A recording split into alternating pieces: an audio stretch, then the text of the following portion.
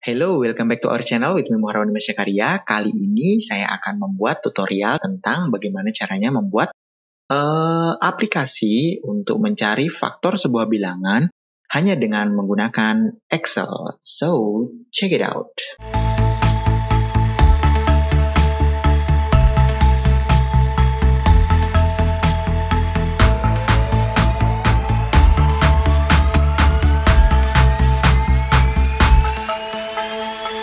Oke, di sini jadi saya sudah membuka Excel-nya. Jadi sebenarnya ada banyak cara ya jika kita mau menggunakan Excel untuk mencari faktor. Salah satunya yang cukup mudah dan fleksibel adalah dengan menggunakan VBA atau Visual Basic for Application. Namun di sini saya mau coba membuat hanya murni menggunakan Excel saja, walaupun tentu saja ada limitasi atau batasannya ya, yang akan kita coba sampaikan nanti. Cuman kalau kamu punya cara lain selain ini dengan menggunakan Excel, silahkan taruh komen di bawah ya. Oke, kita langsung aja. Jadi di sini saya buat UI-nya dulu. Jadi di sini saya buatkan nanti ini ya. Warnanya kita abu-abukan dulu semua supaya seolah-olah terlihat kosong gitu ya. Kemudian di sini saya buat beberapa sel ini menjadi putih, ini menjadi inputnya nanti, 2 saja ya. Kita kasih no color.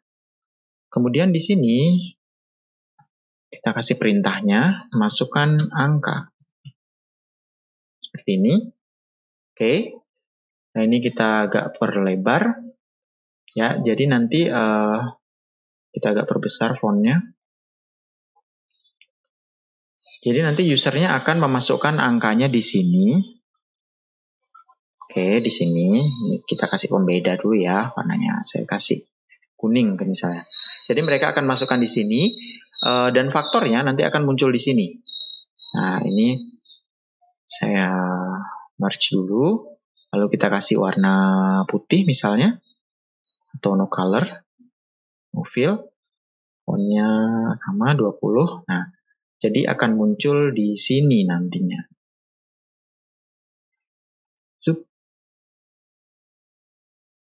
Nah, jadi ketika kita masukkan angka di sini akan muncul faktornya adalah bla bla bla bla bla. Seperti itu desainnya.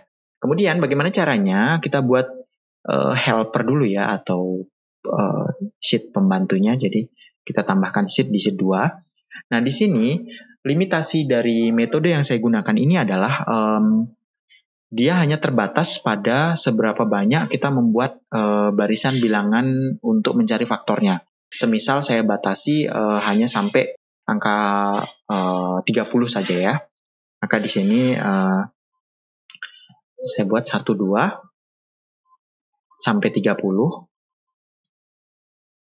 Nah, kemudian selanjutnya di sini adalah kita cek apakah bilangan yang dimasukkan di sini atau angka yang dimasukkan di sini itu akan habis dibagi oleh angka ini. Jadi konsep faktor kan seperti itu ya. Faktor adalah bilangan yang habis membagi angka-angka tersebut. Jadi di sini kita gunakan rumusnya adalah modulo atau mod pada Excel. Nah, di sini kita tambahkan dengan if. Jadi if jika mod atau modulo dari bilangan yang ada di sheet 1 ini, yang dimasukkan ini, kita absolutkan ya, F4. Kemudian dibagi dengan, tadi belum saya klik ya. Saya ulangi, jadi mod dalam kurung, sheet 1, klik di sini, F4, kemudian titik koma, dibagi dengan yang ini. Nah, jika modulonya adalah 0 sama dengan 0, maka kita tampilkan bilangannya ini. Nah, seperti itu. Jika dia habis dibagi, maka ini adalah faktor. Lainnya seperti itu. Jika tidak, maka kita tampilkan kosong seperti ini. Oke. Nah, kenapa dia muncul? Karena di sini coba saya masukkan angka 20 ya. Di 0 jadi sehingga langsung muncul. Nah, kenapa di sini muncul? Karena 20 itu habis dibagi oleh 1. Kemudian ini kita tinggal drag saja ya ke bawah. Nah, maka yang faktor dari 20 akan muncul di sini. Yang bukan merupakan faktor seperti contohnya 3, 6, 7, dan lain sebagainya itu tidak akan muncul. Jadi yang muncul adalah 1, 2, 4, 5, 10, dan 20. Selanjutnya, kita akan mengumpulkan faktor-faktor ini menjadi satu buah kalimat yang bisa kita tampilkan di depan. Caranya adalah, di sini kita buat if-nya sama dengan if kalau di sini kosong, maka di sini juga kosong seperti itu. Kalau ada isinya, maka kita tampilkan isinya pada sel yang pertama. Nah ini saya tambahkan koma ya. Kenapa? Karena nanti untuk menggabungkan angka-angkanya itu kita gunakan koma.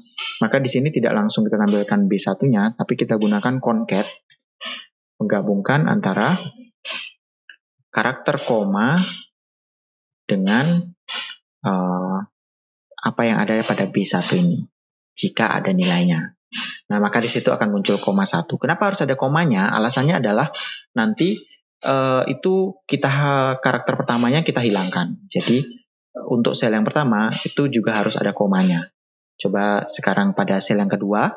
Nah, sel yang kedua ini berbeda dengan sel yang pertama. Jadi, caranya adalah sama dengan if kalau ini itu ada isinya seperti itu ya, maka yang kita tampilkan adalah, kalau ini kosong ya, kalau B2-nya itu adalah kosong, maka yang kita tampilkan adalah langsung dari sel yang ada di atasnya seperti ini. Nah, namun kalau dia ada isinya, maka yang kita tampilkan adalah hasil penggabungan dari